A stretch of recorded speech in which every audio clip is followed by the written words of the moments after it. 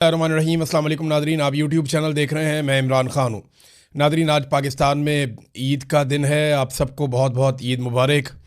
हम लोग तो परदेसी हो गए हैं और पाकिस्तान में मौजूद नहीं हैं, तो बस ईद मुबारक ही होती है, एक दूसरे को मुबारकबाद दे देते हैं ना। वो ईद है अपने वतन से दूर, वो ईद तो नहीं होती, और जब आप मजबूरी में दूर हों तो फिर तो बिल्कुल ही नहीं होती। बहरहाल ख़बरें तो आप तक हम पहुँचाते रहते हैं। आज ईद का दिन है तो थोड़ा सा जो पब्लिक है उसकी बात करते हैं कि पब्लिक की ओपिनियन क्या है। देखें, इस वक्त जो डेवलपमेंट है, जो लास्ट खबरें आई हैं वो ये बता रही हैं कि अरब ममालिक, जिनमें सऊदी अरब और यूएई का तस्करा किया गया, और उनके हवाले से ये दावा किया गया कि वो अब अमेरिका को बाकायदा अनाउंस करके अड्डे देने जा रहे हैं कि आप यहाँ से अटैक कर सकते हैं ईरान पे, क्योंकि अब मामला खुल के सामने आना शुरू हो गया। अब वो अरब ममालिक जो बार बार ये कहते थे कि हमारी सरजमीन ईरान के ख़िलाफ़ इस्तेमाल नहीं हो रही, हालांकि ये बात वॉल स्ट्रीट जर्नल ने भी की, बहुत सारे अमेरिकन ने भी की, अमेरिका के वज़ीर दिफा ने भी की कि अरब ममालिक हमें पहले दिन से सपोर्ट कर रहे हैं। और ईरान बार बार कहता है कि हमारे पास सबूत हैं कि इस सरजमीन से, यानी अरब ममालिक की सरजमीन से हमारे ऊपर बार बार हमले हुए हैं। ये बात वो दावा करता है ईरान। अब इस पर जो है वो, अब जो खबर आई वो ये है कि बाकायदा अब इजाज़त दे दी जाएगी और इसको ओन कर लिया जाएगा।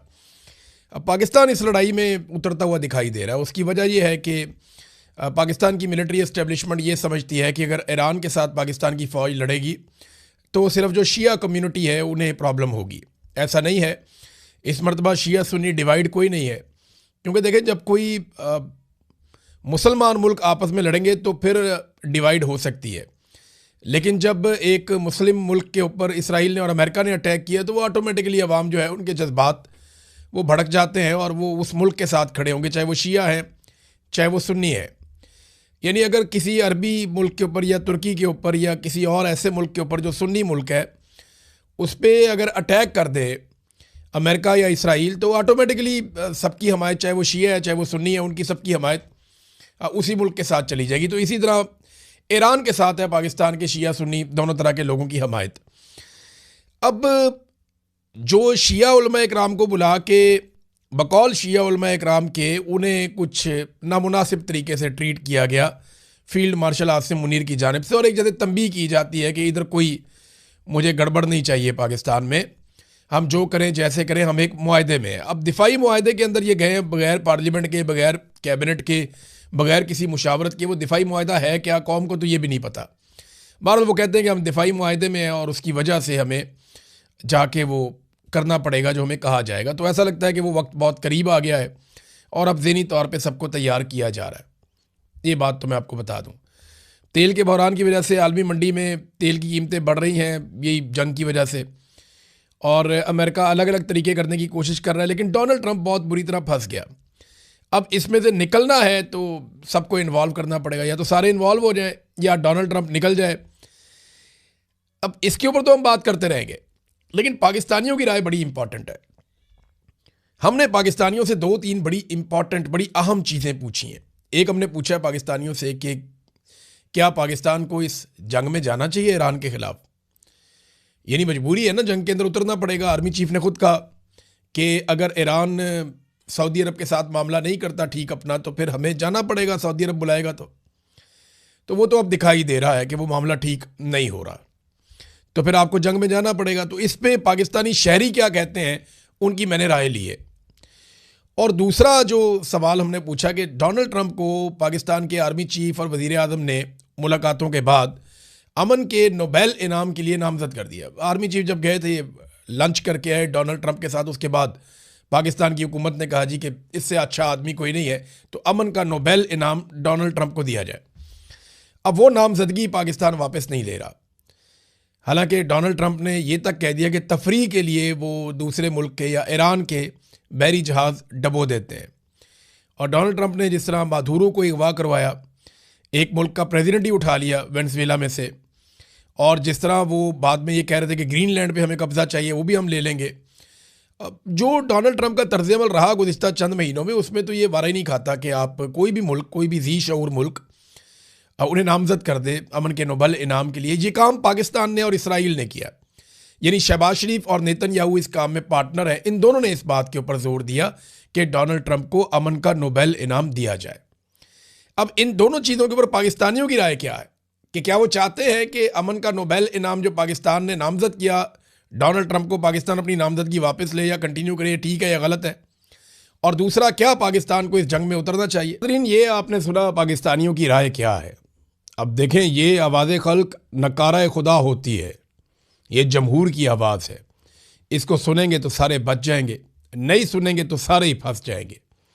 ये आपने सुन ली पाकिस्तानियों के दिल की आवाज़, पाकिस्तानी क्या कहना चाहते हैं।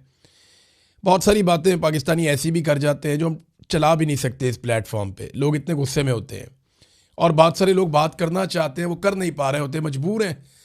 पाकिस्तान में जुल्म इतना है, जबर इतना है। तो अल्लाह ताला से आप सब दुआ करें कि हालात बदलें। ये वाली ईद नहीं तो अगली ईद, आने वाली ईद, हम लोग ये जबर का मौसम ख़त्म हो और पाकिस्तान में आकर मनाएं। बहुत से लोग इंतज़ार कर रहे हैं, जो जेलों में बंद हैं वो बाहर आ जाएं, पाकिस्तान एक नॉर्मल मुल्क की तरह चले और इसको बंदूक वाले चलाने की बजाय इसको वो लोग चलाएं जो चलाने के हकदार हैं। ये बता रहे हैं कि इमरान खान साहब ने जेल में ये बात की, वो बात की, वो ये चीज़ें सामने आई नहीं। जो इमरान खान साहब की सलमान सफदर साहब से बात हुई उन्होंने बताई नहीं। अभी जब मैं वीडियो रिकॉर्ड कर रहा हूँ अभी तक उन्होंने किसी से इसके बारे में ज़्यादा तस्करा नहीं किया। ऑफ द रिकॉर्ड अगर उन्होंने किसी को ये बात बताई है तो उन्होंने उसमें ये ताकीद भी की है कि ये बात आपने पब्लिक नहीं करनी। हाँ, एक चीज़ है कि इमरान खान साहब हाई स्पिरिट में है, जैसा कि इमरान खान साहब हमेशा रहते हैं। वो बड़े हौसले के अंदर हैं और उसी तरह हिम्मत के साथ खड़े हैं, वैसे ही डट कर खड़े हैं जैसे पहले खड़े थे। बस इसके अलावा और कोई इन्फॉर्मेशन नहीं है। इमरान खान साहब की सेहत के हवाले से तहफ़्फ़ुज़ात मौजूद हैं, उनके इलाज के हवाले से तहफ़्फ़ुज़ात मौजूद हैं और जो तफसीलात हैं वो आज सामने आ जाएंगी किसी भी वक्त। जब मैं ये वीडियो रिकॉर्ड कर रहा हूँ आप थोड़ी देर के बाद सुन रहे होंगे। इसके बाद सुप्रीम कोर्ट ऑफ पाकिस्तान में ये मामला जाएगा। वहाँ पे सलमान सफदर साहब, वो बड़े मोहतात इंसान हैं, बड़े प्रोफेशनल लॉयर हैं, बड़े अच्छे इंसान हैं। इमरान खान साहब ने बिला वजह उन्हें नहीं चुना अपने केसेस के लिए।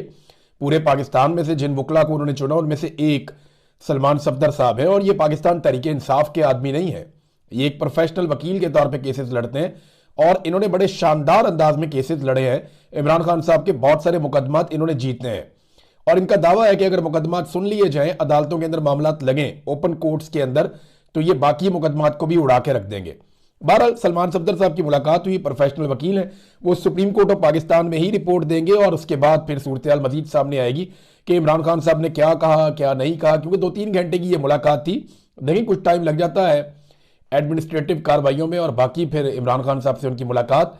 अब ऐसा लगता है कि शायद इमरान खान साहब के सेल तक उन्हें रसाई नहीं दी गई, जो सोर्सेज कुछ चीज़ें क्लेम कर रहे हैं कि इमरान खान साहब की मुलाकात ज़रूर हुई है लेकिन सेल तक रसाई नहीं दी गई। और जो इख्तियारात सुप्रीम कोर्ट ऑफ पाकिस्तान ने बैरिस्टर सलमान सफदर को दिए हैं, शायद वो सारा कुछ वहां पे नहीं हुआ जो वो उम्मीद करके गए थे। बहरहाल अभी पता चलेगा थोड़ी देर के बाद। नून लीग से ताल्लुक रखने वाले जो मीडिया के लोग हैं या कोई दानिश्वर बने हुए हैं या कोई इस किस्म के जो लोग हैं, वो अब एक अलग तरह का बयानिया चलाना शुरू हो गया। उन्हें डर लगना शुरू हो गया। उन्होंने नवाज शरीफ को एक्चुअली डील किया हुआ है, नवाज शरीफ को उन्होंने देखा हुआ है, तो उन्हें लगना शुरू हो गया कि शायद यहां पे भी कोई डील होना शुरू हो गई है, क्योंकि वो बेचारे बार बार के डसे हुए हैं। तो अब वो खबरें चला रहे हैं जनाब ये तो कोई डील बनना शुरू हो गई है। कोई बयानिया इस तरह का बना रहे हैं कि शायद इमरान खान साहब को निकाल कर बनीगाला शिफ्ट कर दिया जाएगा या कोई अस्पताल में शिफ्टिंग की बातचीत हो रही है या कोई इमरान खान साहब को मुल्क से निकाल कर बाहर कहते हैं जी भिजवा देंगे। वो इस किस्म की बातें वो अब फैला रहे हैं, लेकिन ऐसा कुछ भी नहीं है। इमरान खान साहब ने या उनकी पार्टी के किसी आदमी ने ऐसी कोई बात नहीं की। और देखें, अगर इस वक्त पाकिस्तान का army chief field marshal Asim Munir वो ये सोचते हैं कि इमरान खान साहब को बनीगाला शिफ्ट कर दिया जाए, तो ये तो इसका मतलब है कि एस्टेब्लिशमेंट हार गई, इमरान खान जीत गया। मामला ये है कि इमरान खान साहब तो जाली मुकदमात में जेल के अंदर है, तो सारी दुनिया को पता है। ये तो अक़वाम मुत्तहिदा कह चुकी है नवाज शरीफ के बारे में और जरदारी के बारे में। आज तक दुनिया के किसी आलमी इदारे ने यह बात नहीं की कि ये मुकदमा जाली है। इमरान खान के बारे में तो आलमी सतह पर कहा गया कि मुकदमा जाली है, झूठे, फ्रॉड करके आपने इमरान खान को जेल में रखा हुआ है।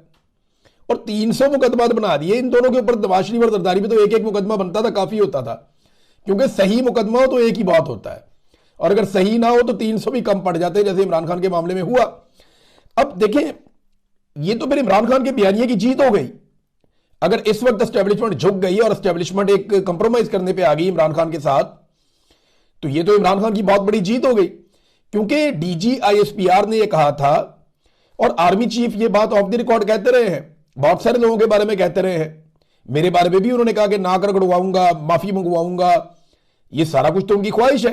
और DGISPR ये पब्लिक में कहते रहे हैं कि सिद्ध के दिल से माफी मांगे बगैर कुछ फायदा नहीं है। और ये बातें जो है वो हुकूमत भी कहती रही है, ये सारे टाउट सहाफी भी दिन रात यही कहते रहे हैं कि इमरान खान को माफी मांगनी पड़ेगी। तो मेरा सवाल यह है कि अगर इमरान खान को बनीगाला शिफ्ट किया जा रहा है या अस्पताल शिफ्ट किया जा रहा है उनकी आंख में खराबी की वजह से, तो माफी की तरह फिर मंगवा ली माफी, हो गया शौक पूरा। यानी या तो फिर आप इमरान खान से माफी मंगवाएं ना, जीत तो फिर आपकी इस बात में है, और इमरान खान को आप शिकस्त तो वहां देंगे जब आपने माफी का मुतालबा किया है, जनाब हमने माफी मंगवानी है 9 मई पे। तो या तो इमरान खान साहब ने माफी मंगवाए, लगा लिया आपने अपना पूरा जोर, मंगवा लिया आपने इमरान खान साहब से माफी, अब माफी मंगवाने के बाद आप क्या ये सारा कुछ करने वाले हैं? तो ये बयानिया बिकना नहीं है। वजह यह है कि इस बयानिया का कोई सर पैर नहीं है, और डर में यह लग रहा है कि इमरान खान कहीं बाहर आ गया या आलमी दबाव अगर बढ़ता चला गया और इमरान खान को इंसाफ देना पड़ गया तो फिर हमारी सियासत कहां जाएगी। फिलहाल सत्ते खैर है इनको, मामला इनका एक फंसा हुआ है। ये अक़वाम मुत्तहिदा आ गया था, अभी UN वाले आ गए तो प्रेशर इनके ऊपर पड़ गया, उसकी वजह से थोड़ा मुलाकात वगैरह इन्होंने करवाई है। फिर इमरान खान साहब की आंख में प्रॉब्लम है, ये जानते हैं कि इतना बड़ा लीडर है, अगर कोई इशू हो गया तो कल को हमारे लिए सबके लिए मुसीबत बन जाएगी। वो उनकी बहन बिला वजह नहीं कहती कि आंख किसी की भी नहीं बचेगी।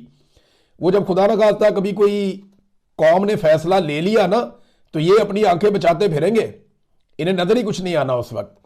और एक चीज और है ना, देखिए UN का प्रेशर है, उसके अलावा एक GSP+ स्टेटस है पाकिस्तान के पास, वो रिव्यू का मामला उसका चल रहा है आजकल। कुछ रिपोर्ट्स आ रही हैं कि वहां पे एक रिव्यू का मामला चल रहा है और यूरोपीय यूनियन बड़े हसास हैं इंसानी हकूक के मामलात को लेकर, और जो कुछ इमरान खान के साथ और उनकी फैमिली के साथ हो रहा है वो इसके ऊपर भी नजर उनकी है।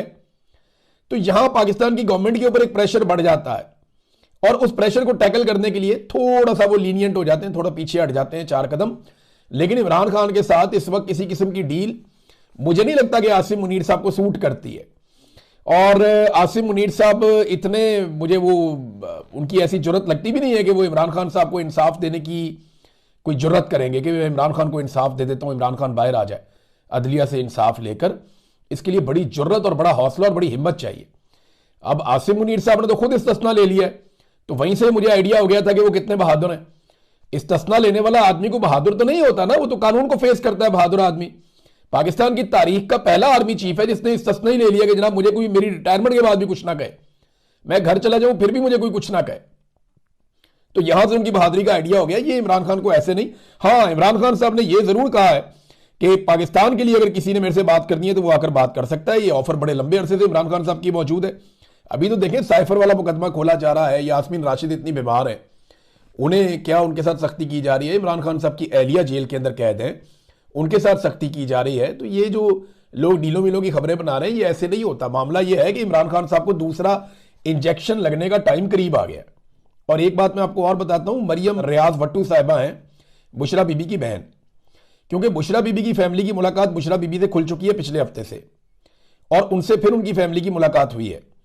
उन्होंने अपनी फैमिली को जो बताया वो मरियम रियाज भट्टू साहिबा ने बताया, जो बुशरा बीबी की बहन है, कि इमरान खान साहब की आंख का जो प्रॉब्लम है वो कुछ 10% के करीब रिजॉल्व हुआ है। यानी 10% भी बेहतरी नहीं आई। जो जुमला एग्जैक्टली है वो ये है, इंजेक्शन लगने के बावजूद। अब आप एक बात और ध्यान में रखें कि इसका इंजेक्शन 4 हफ्ते के बाद लगता है। तो पहला इंजेक्शन हफ्ते का टाइम था, जुम्मे हफ्ते की दरमियानी रात थी, तब लग गया था जनवरी में। तो अब ये बिल्कुल टाइम सर पे आया हुआ है। अगले 1 हफ्ते में, 8 दिन में, 10 दिन में ये इंजेक्शन दोबारा लगना है। अगले 8 से 10 दिन के बीच में ये इंजेक्शन 20 तारीख के आसपास दोबारा लगना है इमरान खान साहब को। अब ये दोबारा इंजेक्शन लगाना है तो हर दफा तो आप इमरान खान को छुपा छुपा के नहीं ला सकते। अब तो पाकिस्तान तहरीक इंसाफ ने भी कोई ना कोई बंदोबस्त किया होगा कि उन्हें पता